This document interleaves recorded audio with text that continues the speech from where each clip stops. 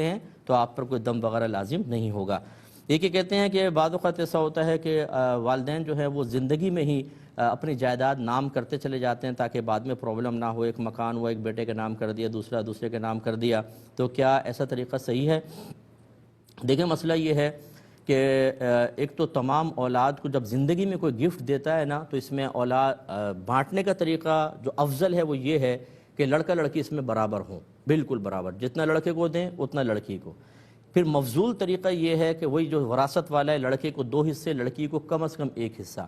اگر اس سے آپ کم کریں گے اور کسی لڑکے میں کوئی دینی فضیلت نہ ہو، جیسے کوئی عالم دین ہے، کوئی بہت ہی فرما بردار، نیک، متقی، حافظ قرآن، بعمل ہے، تو چلیں اس کو اس دینی وجہ سے زیادہ دے دیا، الگ بات ہے۔ لیکن اگر کوئی ایسی فضیلت نہیں ہے تو پھر کمی بیشی کرنا ناجائز ہوتا ہے، یعنی اس سے بھی کم کرنا کہ 2 لڑکے کو اس سے دیے، لڑکی کو 1 بھی نہیں دیا، اس سے بھی بہت کم کر دیا، یہ ناجائز۔ اور اکثر ہمارے یہاں ایسی ہوتا ہے، بیٹوں کو کروڑوں کی جائیداد ہوتی ہے اور لڑکیوں کے لیے ہم جہیز میں ہم سب کچھ دے چکے ہیں۔ وہ جہیز کتنا تھا جی؟ 10-12 لاکھ، بس اس سے زیادہ نہیں، باقی پھر وہ سسرال کی ذمہ داری ہے وہ کرے گا۔ ان کی تو بعد میں ذمہ داری بنتی ہے، پہلے والدین کے مال میں جو بچوں کا حق ہے اس پر بھی توجہ کرنی چاہیے، ایک بات تو یہ۔ دوسری بات یہ کہ جب بیٹوں کے نام کریں تو ہم نے پہلے بھی آپ کو بتایا کہ نام کرنے سے چیز کسی کی ملک سے نکل کر دوسرے کے ملک میں داخل نہیں ہوتی ہے۔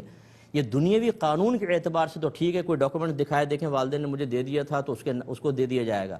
آپ ملکی قانون کے اعتبار سے کرنا چاہتے ہیں یا شریعت کے اعتبار سے؟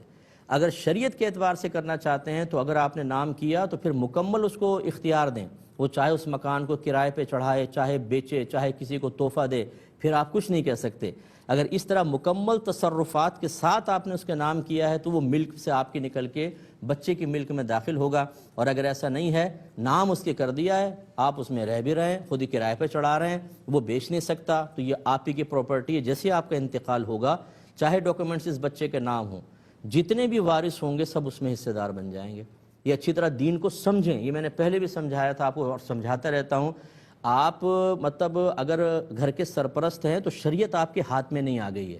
اب یہ نہیں ہے کہ آپ شرعی تقاضوں کو پامال کر کے صرف یہ سوچ کے کہ میری داڑھی سفید ہے، میں گھر کا بڑا ہوں تو میں جو چاہے فیصلہ کروں، نہیں۔ آپ چاہے کتنی عمر کے ہو جائیں، آپ اللہ اس کے رسول کے احکام کے تابع ہی رہیں گے، اسی کے مطابق فیصلہ کرنا ہوگا، ورنہ اولاد عیش کر رہی ہوگی اور آپ قبر کے اندر بہت سخت گرفت میں مبتلا ہوں گے، ناانصافیاں کر جائیں گے اور پھر آپ پریشان ہوں گے۔